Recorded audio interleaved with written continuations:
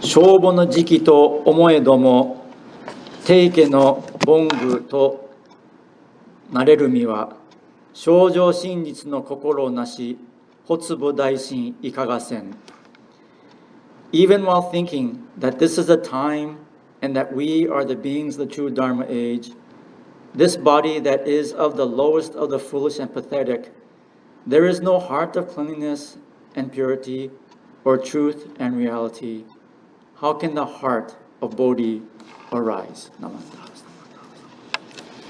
The passage that I'm quoting from is one of the hundreds of poems that was written by Shinran Shonin, the founder of Jodo Shinshu Buddhism. As was mentioned last week, I wanted to continue on the theme of cleaning, which is a very, very important part of the Buddhist tradition. I'm sure that many of you have seen, or when you imagine life at a temple, one of the first things that you imagine is of a bunch of guys running down a long hall with a wet rag and wiping the floorboards. So that is an image that is popularly used to show temple life at a Buddhist temple.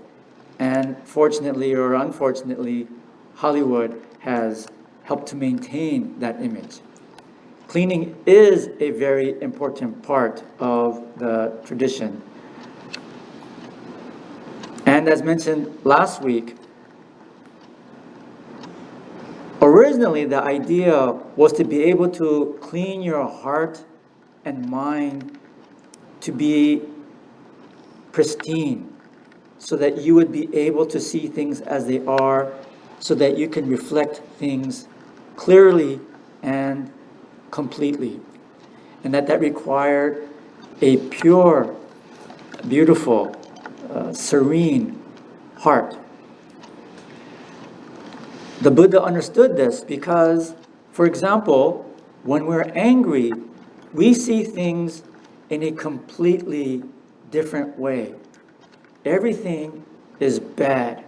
Everyone is wrong when we see things with an angry heart. If we see things from a more calm place, then the same things do not make us react the same way, and sometimes they even make us smile. Coming to temple this morning, for example, I had a lot of time to get here. I was not rushed at all. And so there were cars weaving back and forth, and because I'm not such a nice person, I smiled when I saw that, and I thought, that guy's in a hurry. Not me. I can casually and carefully drive to the temple. And I just watched everyone driving crazily, and I thought, crazy people rushing around. But when I'm in a hurry, those things do not happen. I think, get out of my way. Slow traffic moves to the right. I'm in a hurry, I'm in the left, get out of the way. I'm not so bad that I double beam where I honk my horn around on the freeway. But I do tend to drive up really close to the car in front of me saying, hey, get out of the way, you're too slow for this lane. And then after 20, 30 seconds, well, maybe not that long, 10 seconds, I think, no, I'm in a hurry. And then I go to the right, and then I make sure that I glare into the person that I'm passing. And then I speed along my way and say, I'm in a hurry, I'm in a hurry, I'm in a hurry. This morning I did not have to do any of those things because my heart was not in that angry place.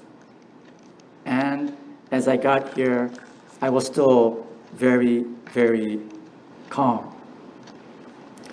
So that's why cleaning is an important part of the tradition.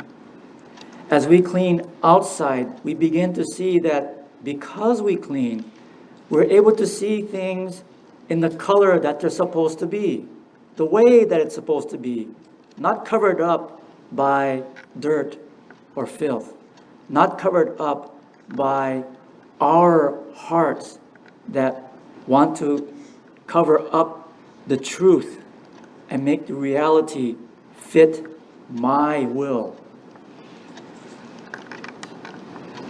There are times, however, when we clean and we clean and we clean and we find that it doesn't get any cleaner.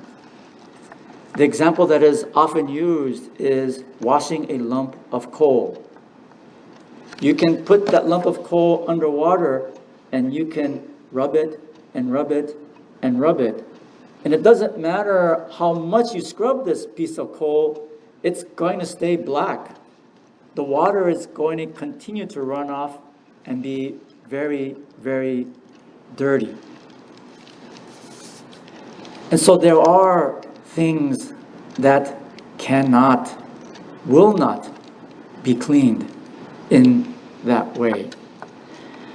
Shinran Shonin, in looking at his heart, understood how important becoming clean, becoming pure is and was.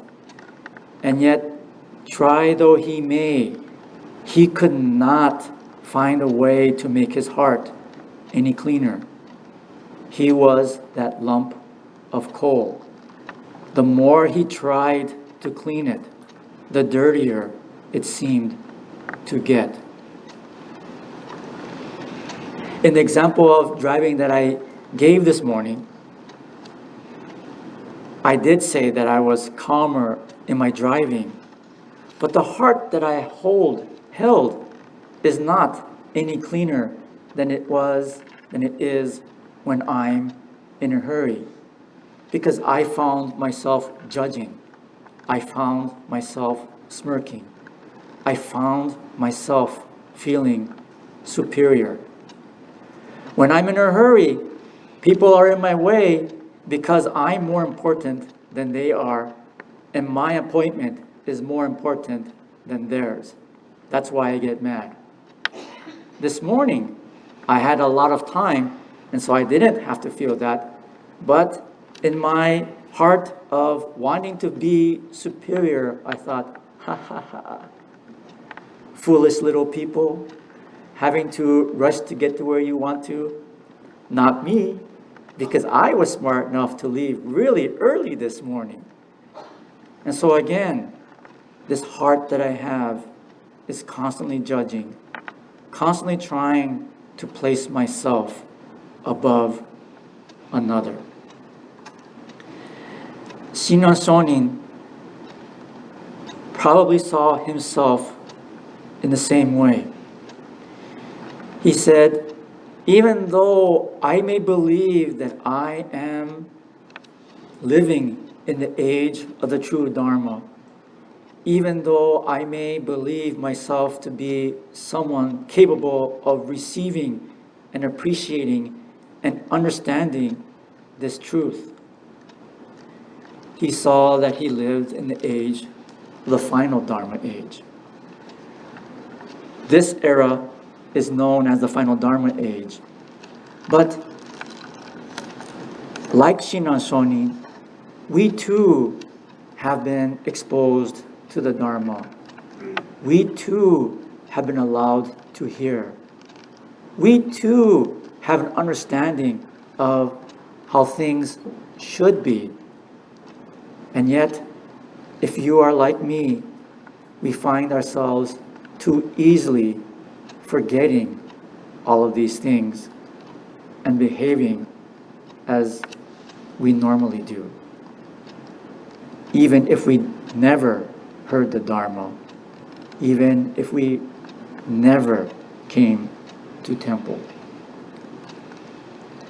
But it is also because we come to the temple, because we allow ourselves to hear the Dharma, that we are able to hear and receive the words of Shinran Shonin. He helps us to find the strength and the courage to look at ourselves as we really are, to see that we are not the diamond, but the lump of coal. As the lump of coal, there is no way for us to become that diamond on our own. There is not even a desire for that lump of coal to become a Buddha, because that lump of coal simply wants to think about itself.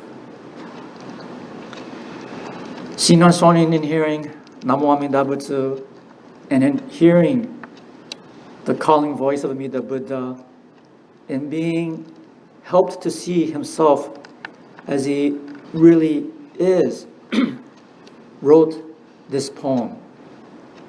But not in defeat. Shinran Shonin writes this poem with a deepest sense of humility, but at the same time with a very, very deep sense of gratitude. I am a lump of coal, and yet the Buddha treats me like a diamond. The Buddha is able to see the potential that I have and helps me to see that fundamentally the diamond and me, the lump of coal, is the same thing. Distinct and different, but fundamentally the same thing. Ice and water are not the same thing, and yet fundamentally they are. Shinran Shonin, in a different poem, writes that our troublesome worries are like ice. Enlightenment is like water. When the sun of enlightenment shines, the more ice, the more water. We are lumps of coal, but the more carbon that we have, the bigger the diamond that we discover the Buddha is helping us to become. Namo Amida Butsu does not abandon us because we cannot get clean.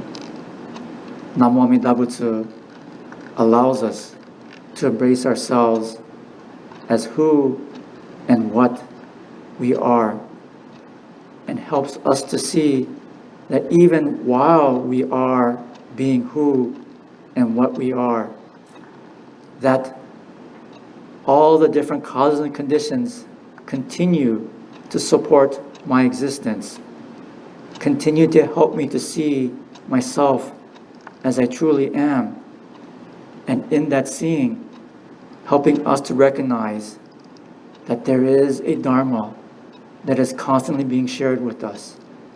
Namo Amida Butsu constantly embracing us. Namo Amida Butsu helping each and every one of us know that a lump of coal is just as beautiful as a diamond from the eyes of a Buddha. And it is why Namo Amida Butsu treats our lives as a jewel.